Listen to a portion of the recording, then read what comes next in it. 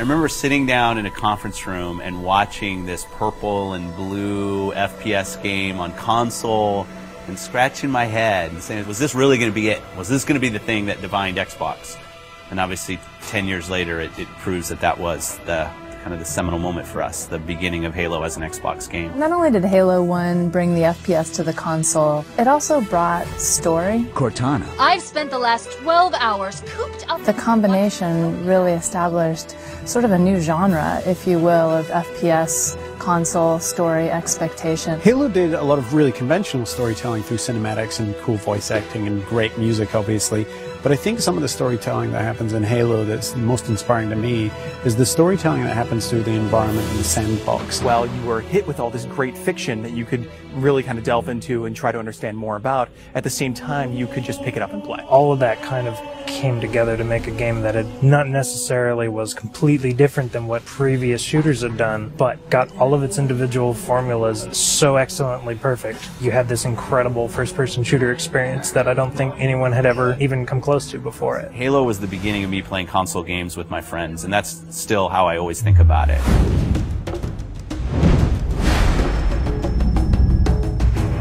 I think people have been asking for a remake of Halo 1 since Halo 2 was announced. I like to go all the way back to the day that Xbox Live came out, and the demand for Halo 1 and the ability to play, say, co-op over Xbox Live kind of started, and it built up over the years and over the years. It was the perfect timing since the 10-year anniversary was coming up. It occurred to us that there's this entire generation of people who never played the original game. If you're an 18-year-old gamer today, you were 8 when Halo came out. We did due diligence on a number of partners. The number one requirement was that it didn't impact gameplay at all. You have a classic, you have something that's just magical, right? If you go and tinker with it, you're going to lose that magic. What we really needed was someone who could work with our existing physics and gameplay engine. Saber popped up really quickly. They're like, yeah, we can do this. We can make the game look like a current generation game, and we can do it by using the original Halo 1 engine. The gameplay in Halo 1 is what's called deterministic. In other words, if you feed the engine the same input, the game will behave in the same way. And if you can apply this principle across a network, you can have two game worlds completely in sync. So rather than simulate Halo's original gameplay or Halo's original physics, we're able to actually use them completely. So the car is nice and shiny, but the engine is fairly old, but so we had to make sure that it all kind of fits together. And then we had to speed up the engine to make sure it works in today's world.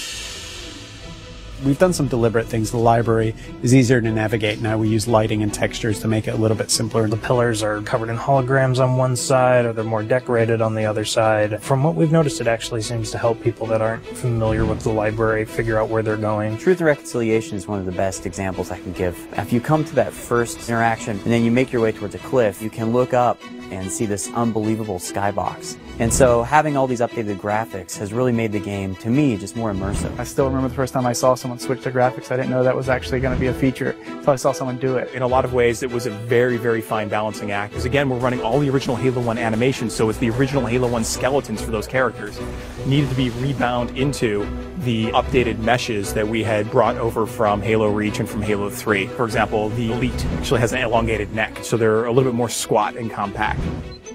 Cracking the case in 30 seconds.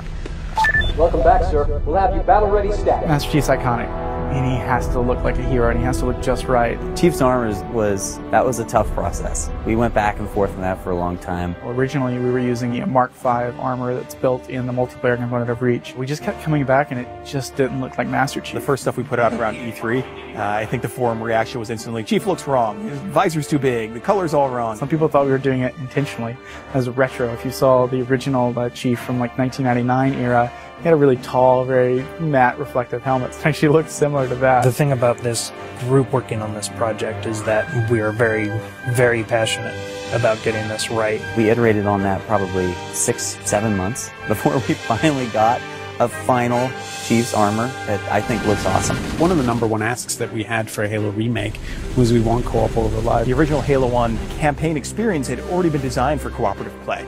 You notice when you're getting out of the initial cryotube, there's actually 2 cryotubes for the first cinematic. It definitely creates another challenge for us when you're playing with somebody else, but we obviously wanted to support that. The code base was built 10, if not 15 years ago, so we had to figure out how this code base is structured, how it was designed. We had a lot of people work really long hours to make it happen and to really code it ultimately from scratch. It's pretty seamless, so you'll go into the campaign lobby, and there you'll see your friends who are online playing the game. You fire off an invite to a friend, and they'll be able to join you, allowing you to play what was originally a split-screen cooperative campaign experience, now across live.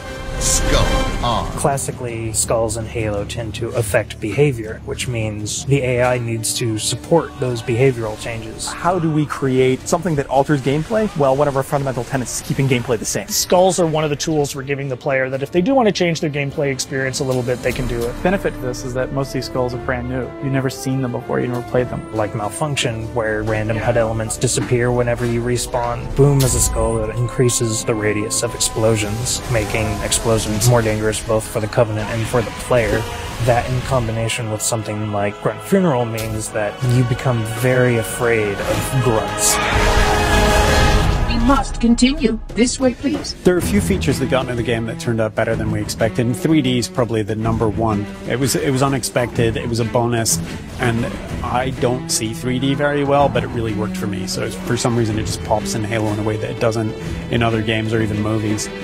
Yeah, I'd say the feature that surprised me the most was Connect. So we've got a number of voice commands throughout the course of the game. Things like grenade, reload. At a point during the game when you're playing, you can say analyze, and this mode comes up where you can almost capture items. So you move your cursor over, say, an elite or a grunt, and in the library, you can go in there and see the things you've captured, move the model around in 3D, and it gives you a bit of a breakdown and explanation of what those characters are. For me, when I think about Halo, I think about looking around and just the scope and the scale of everything. This is the game that started it all, and people can really dive in and play and remember what it was like to play it 10 years ago, and if you didn't play it 10 years ago, you can see what it was like 10 years ago. It's the quintessential walk down memory lane with a much better visuals. Ultimately, the thing you learn is it doesn't just look modern, it feels completely modern. Completely remastered campaign, great additional features like co-op over live, skulls, terminals, 3D, Connect, and multiplayer. Once you see it for yourself, I don't know, really, it's a pretty awesome experience. There's a lot of stuff in there for $40. We're actually really excited about the fact that there's so much there, and it's a real smorgasbord of stuff for people who enjoy Halo. One of the best values that you'll find this holiday season by far.